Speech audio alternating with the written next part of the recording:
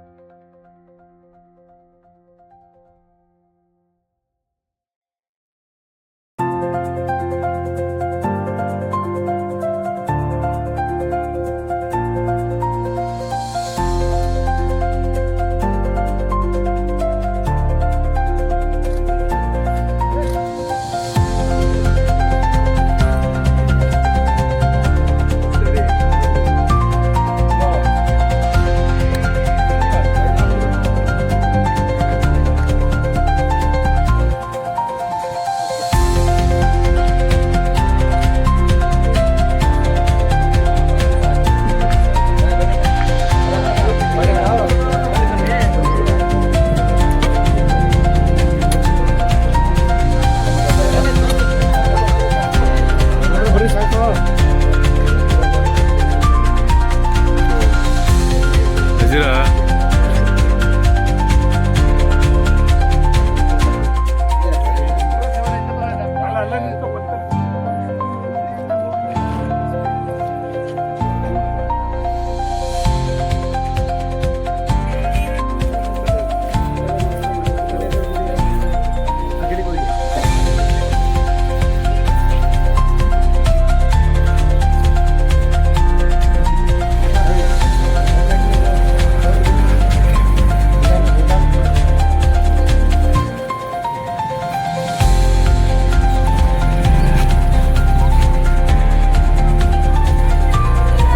ಊರುಗಳಲ್ಲಿ ಗುದ್ಲಿ ಪೂಜೆಯನ್ನು ಹಮ್ಮಿಕೊಂಡಿದ್ವಿ.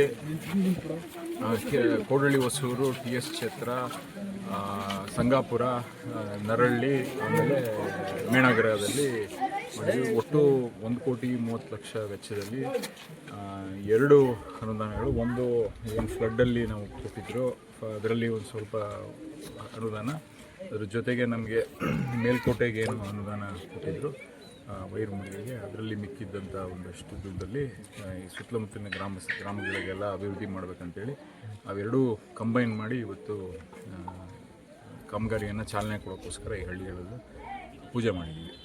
ಸರ್, ಈಗ ಸಾಕಷ್ಟು ಗ್ರಾಮೀಣ ಪ್ರದೇಶದ ರಸ್ತೆಗಳು ಇನ್ನೂ ಕೂಡ ಅಭಿವೃದ್ಧಿ ಆಗಿಲ್ಲ ಅನೇಕ ಕ್ಷೇತ್ರಗಳಲ್ಲಿ.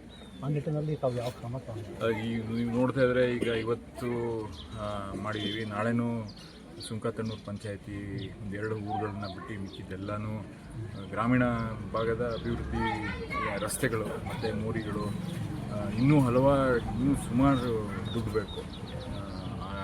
ಅದು ಕೆಲಸಗಳನ್ನು ಕಂಟಿನ್ಯೂಸ್ ಆಗಿ ಮಾಡ್ತಾಯಿದ್ವಿ. PWD ರಸ್ತೆ ಮಾಮೂಲಿ ಅದು ಅನುದಾನ ಬಂದಾಗ, ಬಟ್ ಸ್ಪೆಷಲ್ಲಾಗಿ ಏನು ಅನುದಾನ ಕೊಡ್ತಿದ್ದಾರೆ ಎಲ್ಲನೂ ಗ್ರಾಮೀಣ ಭಾಗದ ಏನು ರಸ್ತೆಗಳಿದೆ ಅದಕ್ಕೇ ಮೀಸಲಾಗಿಟ್ಟು ನಾವು ಮಾಡ್ತಾಯಿದ್ದೀವಿ. ಸರ್ವೋದಯ ಪಕ್ಷ ಕಾಂಗ್ರೆಸ್ ಸರ್ಕಾರದ ಒಂದು ಭಾಗವಾಗಿದೆ. ರೆಗ್ಯುಲರ್ ಅನುದಾನವನ್ನು ಬಿಟ್ಟು ವಿಶೇಷವಾದ ಅನುದಾನ ಕೊಟ್ಟಿದ್ದಾರೆ ಸರ್. ಈಗ ಈ ವೈರ್ಮುಡಿಗೆ ಕಳೆದ 2 ವರ್ಷ 10 ಕೋಟಿ ಕೊಟ್ಟಿದ್ದರು. ಅದಾದಮೇಲೆ 3 ಕೋಟಿ ಕೊಟ್ಟರು ಈ ವರ್ಷ. ಅದು ಬಿಟ್ಟು ಬೇರೆ ಅನುದಾನಗಳು ಈಗ ನೀರಾವರಿಯಲ್ಲಿ ಕೊಟ್ಟಿದ್ದಾರೆ. ಸೊ ಅದು ಟೆಂಡರ್ ಪ್ರಾಸೆಸಲ್ಲಿ ನಡೀತಿದೆ. ಸೊ ಈ ಥರ ಮೇಜರಾಗಿ ಈಗ ಮೈನರ್ ಇರಿಗೇಷನಲ್ಲಿ ಕೊಟ್ಟಿದ್ದಾರೆ. ಈಗ ಮೊನ್ನೆ ಪೂಜೆ ಮಾಡಿದ್ವಿ ಇಲ್ಲೇ. ನಾಳೆನೂ ಒಂದು 29 ಕೋಟಿ ಇದೊಂದು ಜಕ್ನಹಳ್ಳಿ ಭಾಗದ ಕದಲಗೆರೆ ಅಲ್ಲಿ ಭಾಗಕ್ಕೆ 33-34 ಕೆರೆಗಳನ್ನು ಸೇರಿಸಿ ಅದನ್ನು ಅಭಿವೃದ್ಧಿ ಮಾಡಿದ್ವಿ. ನಾಳೆ ಬೆಳಿಗ್ಗೆ ಪುನಃ 5 ಕೋಟಿ ವೆಚ್ಚದಲ್ಲಿ ಸುಂಕತಣ್ಣೂರದು ಏನು ಬಿಟ್ಟೋಗಿದ್ದ ಕೆರೆಗಳಿದ್ದು ಕೆರೆ ಕಟ್ಟೆಗಳು ಅದಕ್ಕೆ ಮಾಡಿದ್ವಿ. ಸೊ ಈ ಥರ ಕುಡಿಯೋ ನೀರು ಸಮಸ್ಯೆ ಇದೆ. ಸುಮಾರು ಊರುಗಳಲ್ಲಿ ಈಗ ಎಷ್ಟೊಂದು ಕಡೆ ಬೋರ್ವೆಲ್ಗಳು ಡ್ರೈ ಆಗಿದೆ. ಅದಕ್ಕೆ ಕಂಟಿಂಜೆನ್ಸಿ ಕೊಟ್ಟಿದ್ದೀವಿ ಪ್ರತಿ PDOಗಳಿಗೂ. ಈಗ ಬೋರ್ವೆಲ್ ಕಾವೇರಿ ನೀರು ಸಮಸ್ಯೆ ಆದರೆ ಲೋಕಲಲ್ಲಿ ಯಾವ ಥರ ನಿರ್ವಹಣೆ ಮಾಡಬೇಕು, ಅದ್ರ ಜೊತೆಗೆ ಲಾಸ್ಟ್ ರೆಸಾರ್ಟಾಗಿ ನಾವು ಬೋರ್ವೆಲ್ ಅಡಿಷ್ನಲ್ ಬೇಕು ಅಂದರೆ ಕೊಡ್ಸೋಕ್ಕೂ ಅನುದಾನಗಳನ್ನು ಇಟ್ಟಿದ್ದೀವಿ ಇದರಲ್ಲಿ. ಸೊ ಅದನ್ನು ನಿರ್ವಹಣೆ ಮಾಡ್ತಾಯಿದ್ದೀವಿ. KEBದು ಸಮಸ್ಯೆ, ಕುಡಿಯೋ ನೀರಿಗೆ ಸಮಸ್ಯೆ ಆಯಿತು. ಸೊ ಇದು ಅದರದ್ದು ನಿರ್ವಹಣೆ ಮಾಡ್ತಾಯಿದ್ದೀವಿ. ನಿಮಗೆ ಗೊತ್ತು, ಲಾಸ್ಟ್ ವೀಕ್ ಸುಮಾರು KEBದು ಸಮಸ್ಯೆ ಆಗಿತ್ತು. 2-3 ದಿನ ನೀರು ಕೊಡೋಕ್ಕಾಗಿಲ್ಲ IP ಸೆಟ್ಗಳಿಗೆ.